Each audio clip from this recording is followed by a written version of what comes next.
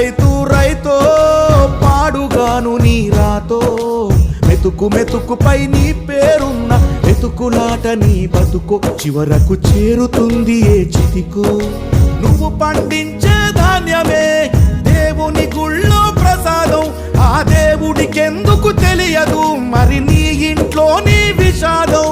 కళ్ళకద్దుకొని తింటారు నీ కన్నీళ్ళెవరు పాపరు రైతు రైతు రైతో